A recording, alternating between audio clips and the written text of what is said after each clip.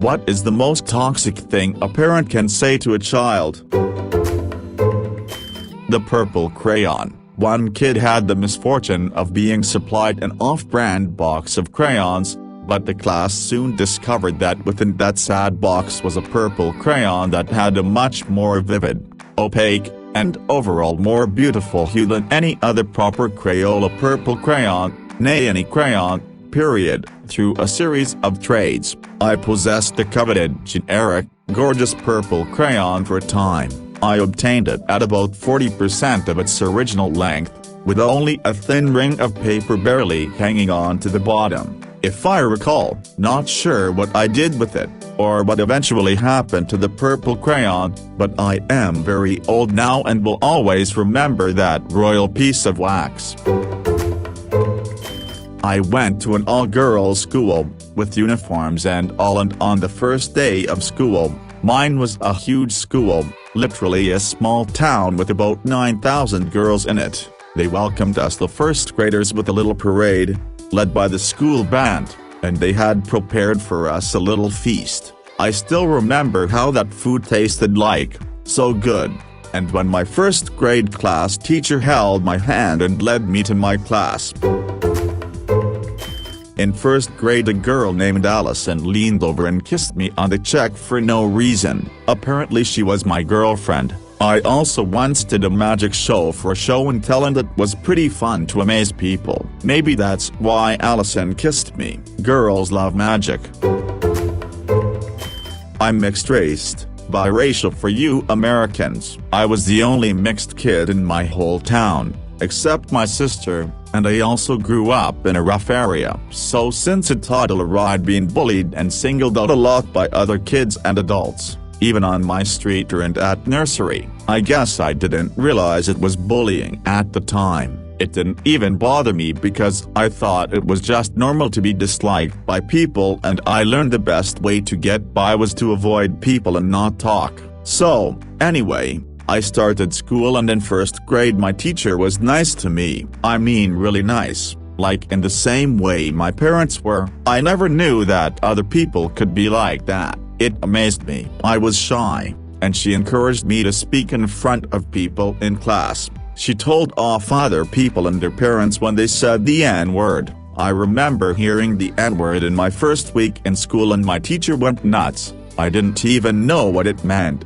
She sat me with other kids she knew would get along with me. I remember one day she bought in cakes she made at home, and gave them just to me. Another time she took me to her house to meet her husband, and her house was amazing. It was big place in the countryside with church ruins in her garden, and she walked me through the ruins telling me ghost stories. One time I ended up in hospital with an ear problem, and she came in to see me with a big bag of sweets and coloring books and told me it was secret and not to tell the other kids. When it was time to go up to the second grade, she changed to be a second grade teacher so that she could keep me in her class, and the same kind of special treatment continued. She would always use me as an example to other kids. She arranged for me to win an award in front of the school. She read a story I wrote out to the class and made me add new chapters every week for story time, even though I bet it made no sense. She was really old and was due to retire when I finished second grade. However, I had a little sister that was due to start the school in 2 years' time. The teacher told my mom she wanted to stay on until my sister started. She wanted to teach her too, and she did. She retired as soon as my sister finished her class. She really was an incredible person, and definitely changed my life. It's like she saw something in me and really pushed me to thrive and feel normal. I would consider her as important as my family, and I miss her. Edited, to add extra parts I forgot. My snarky answer. One day when we were doing a phonics lesson on the SH sound, the teacher asked us to come up with words that started with that phoneme, and I proudly said, "Shit." My teacher, bless her, told me I was right, but that wasn't a very nice word. I told her my mother called my little sister that word. My real answer, my teacher played the ukulele, and on this first day of school, She played us each a personalized welcome song so we could learn each other's names. She knew the word for hello in several languages, so we got to choose which language she welcomed us in. I still remember her long pink nails and tailored suits. Salute, Mrs. Cock. It was my birthday. Nobody realized for a while. Normally there'd be singing in the morning circle and such, but then, after the morning break, my teacher smiled at me, apologized for not realizing before that it was my birthday, and handed me this little cookie house. I even remember that the older kids, I think the 4th graders, had made those houses and some other stuff and were selling them in a sort of mini Christmas market. My birthday is in December. I think my 1st grade teacher was the first adult to ever apologize to me. She also was super sweet all around. We moved to another country when I was going into 1st grade and I didn't speak English at the time, so I was obviously scared. This didn't stop the kids from socializing though. They used hand gestures and hugs to talk to me, and it was just so kind and sweet. My teacher, she was the nicest grown-up I had met to that point. She always took time out to talk to each of us individually every day, and her classroom felt more like home than home. The school was a private Christian school with corporal punishment, and all the teachers had to have their own paddles. This was a subject of endless gossip amongst us kids. Hers was a yardstick she used to point to things on the board, but when she had to spank a kid, she attached a little pillow to the end and barely tapped them with it. The few times I remember her even doing it, the whole class, including the kid who broke a rule or whatever, just erupted in laughs over the pillow. There was no lingering stress or embarrassment. We all felt so lucky to have her for our teacher. My only memory of 1st grade is being partnered with a kid and having to draw a picture with them. We were drawing a kid standing in front of a house with a tree. He couldn't figure out why I wanted the kid to be so big compared to the house. I explained that the kid was closer to us than the house, so he'd look bigger. He almost couldn't understand why I wanted to color the entire sky behind the house blue. He just wanted to scribble some blue up at the top of the page. I went on to get a Bachelor of Fine Arts. He went on to date hot chicks and make millions in real estate. There was a field trip to a big market in a big city and everyone went. Except me, because I got a fever and was unbelievably sick. The teacher then wrote a song about the whole trip and included every kid in the song and what they did there, and she even included me in the song and how they missed me. We would sing the song together all the time and we all loved that we had our own piece, even the kid that missed out. I will never forget that. One particular teacher I talked to during recess, she made that year worth everything. All my memories with her I cherish. So, reason being, in 1st grade I really had no one.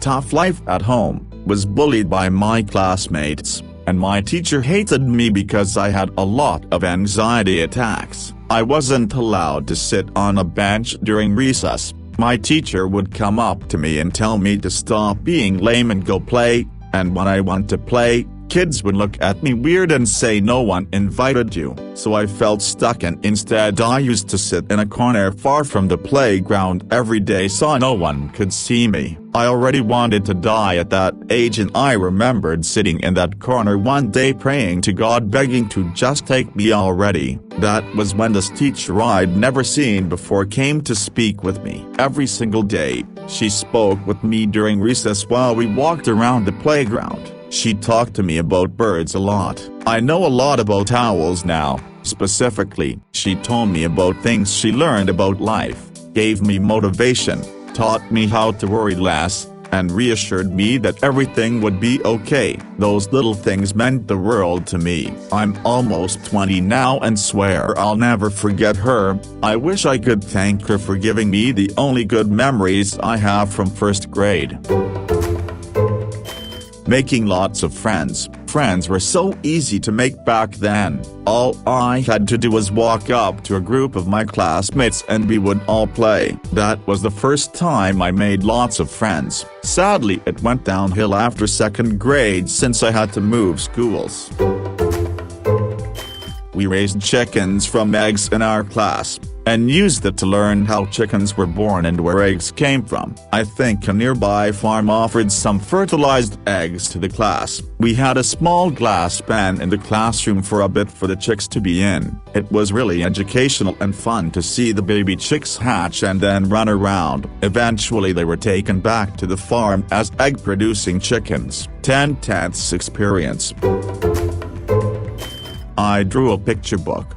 My mom laminated it so it wouldn't get damaged and used a hole puncher and some hook thingies to connect the pages together so you could read it like it was a real book. There might have only been like 10 pages, but I was so proud of it. I brought it to my teacher. She ended up making this little library type thing where other kids could make books as well and have them in a little basket. If I remember correctly, she'd read them out loud to everyone and let you take one and read it. Love you, Mrs. Hartzell. One of my two teachers grew up in Amish country, so one day she brought in an actual butter churner and we made our own butter. After it hardened the next day we got toast in addition to breakfast. My family was in a pretty tough spot financially at the time, so having the extra meal definitely made my day. I got hit by a car during my last week of first grade. I was supposed to die. My head was the size of a basketball, so they tell me. I ended up getting out of the hospital after a few days. On the last day of school I begged my mom to take me to say goodbye to M. Sanders and bring her flowers. I must have looked pretty bad by the look on her face when she saw me, but then she cried and gave me such a big hug and thanked me for the rose I brought her. Just a good memory.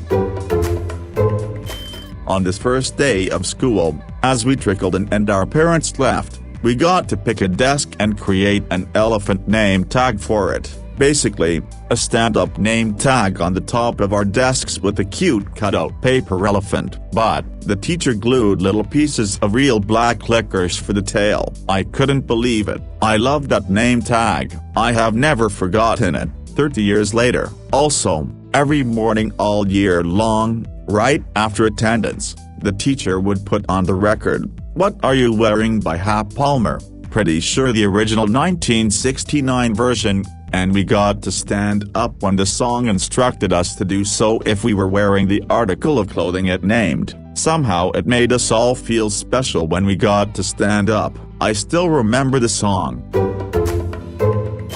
My memory of first grade is completely blank. I remember kindergarten and second grade perfectly. What I was told by my parents is I was depressed because my teacher would verbally abuse me, calling me dumb, telling me I wouldn't amount to anything, I can't do anything right, etc. Teacher was fired when my mom sewed a tape recorder into my pocket and brought the tape to the admins. Overall not too good. I had a teacher who set up the classroom for Street Patty's Day with dollhouse-sized miniature stuff and said it was from the Leprechauns. Each desk had its own set of scissors, a notepad and pencil, a tiny branch of baby's breath flowers, and a chocolate gold coin. She even had little areas set up where if you moved something, glitter would fall from it, and she said it was the leprechauns disappearing. Those areas even had music playing at the softest volume, so you could only hear it when you were right at it, and had more gold coins hidden where the glitter would fall. She really went all out, and I'll always remember it. Note, this was 30 years ago. One time I tied my shoes together to see if they could really trip someone like in the cartoons, but then I couldn't get them untied, so when we lined up to go to music class we stopped the line halfway there so everyone could use the bathroom first, but my shoes were still tied together, so I walked into the bathroom with only one shoe on still, and while I was peeing some kid named Nick tried to turn me around by the shoulders to ask me what was wrong with my shoes, so I peed all over him on accident and he screamed, and that's how the teacher found us. I attended a Catholic school run by nuns. This was around 1988. I was a year younger than the rest of the kids in my class, and on the first week I left one of the school books at home. The teacher, nun, was yelling at me and humiliating me in front of everyone. I remember pretending to look for the book while crying in silence. One of my classmates slipped his book into my backpack when the teacher was not looking and smiled at me. He saved me from further punishment and risked being yelled at and beaten. He continued to look after me during first grade, and I am forever thankful. He was a good friend. I hope he has a good life. I had been bullied a lot for my appearance, but one day, some random teacher told another teacher how cute I was as I walked by. It brightened up my day. I don't remember what the teacher looked like, so I wouldn't be able to identify her, but I still think about it sometimes. I had a lovely teacher, like Miss Honey from Matilda. I remember she was in a relationship with a Canadian boyfriend, and he brought back authentic Canadian maple syrup. We were in Australia. Our teacher made pancakes and gave everyone in class a small piece with the maple syrup drizzled on. Really fun and special. I'm not sure if it was a birthday thing, or every kid was student of the day, or something like that, and had to stand up on a lunch table, while all of the other kids would draw their portraits, to the best of their 6 or 7-year-old abilities. Then the teacher would bind it together. My first grade teacher was amazing. When it was someone's birthday, the class would sing happy birthday to them. They would sit in front of the class and everyone would draw a picture of them. Well, I was super introverted and didn't like attention at all. So she allowed me to stay in my seat and the class didn't sing to me. When the class left for the library, she kept me behind and quietly sang happy birthday to me. It meant a lot that she made sure I was comfortable and she made me feel special. Also, at the end of the year, she allowed everyone to keep a book from her library. I still have that book. Thank you, Miss Hart. It was second grade, but reading time, for sure. Mrs. Giles read the entire Harry Potter series, back when they were still coming out, to us over the course of the year. It was magical, and sparked a deep love for reading that had continued through my adulthood. Probably when me and another kid from class would make big gaps between words when doing writing exercises so that we could write the least words as possible. I'm pretty bad at Cyrillic cursive writing now. That may just be karma, haha. I don't really have many good school memories apart from running around alone during recess. We moved to another country when I was going into first grade and I didn't speak English at the time, so I was obviously scared. This didn't stop the kids from socializing, though. They used hand gestures and hugs to talk to me, and it was just so kind and sweet. My teacher, she was the nicest grown-up I had met to that point. She always took time out to talk to each of us individually every day, and her classroom felt more like home than home. The school was a private Christian school with corporal punishment, and all the teachers had to have their own paddles. This was a subject of endless gossip amongst us kids. Hers was a yardstick she used to point to things on the board, but when she had to spank a kid, she attached a little pillow to the end and barely tapped them with it. The few times I remember her even doing it, the whole class, including the kid who broke a rule or whatever, just erupted in laughs over the pillow. There was no lingering stress or embarrassment. We all felt so lucky to have her for our teacher. My only memory of first grade is being partnered with a kid and having to draw a picture with them. We were drawing a kid standing in front of a house with a tree. He couldn't figure out why I wanted the kid to be so big compared to the house. I explained that the kid was closer to us than the house, so he'd look bigger. He almost couldn't understand why I wanted to color the entire sky behind the house blue. He just wanted to scribble some blue up at the top of the page. I went on to get a Bachelor of Fine Arts. He went on to date hot chicks and make millions in real estate. There was a field trip to a big market in a big city and everyone went. Except me because I got a fever and was unbelievably sick. The teacher then wrote a song about the whole trip and included every kid in the song and what they did there, and she even included me in the song and how they missed me. We would sing the song together all the time and we all loved that we had our own piece, even the kid that missed out. I will never forget that. Not specific to one grade, but all the field trips and fun activities. Once high school hits, you get one field trip per year, if you're lucky. Also the fun activity is just sitting and watching a movie no one wanted to watch. I must have watched 5 movies in the last week of school before summer break pre-COVID. I'm only in 10th and am already losing memories. But in first grade the best part was the entire year. I had the best teacher in first grade. Obvious bias is obvious. I unfortunately can't pin down any one moment, but Mrs. Grant, I will never forget how you would always keep us engaged in the most fun ways possible.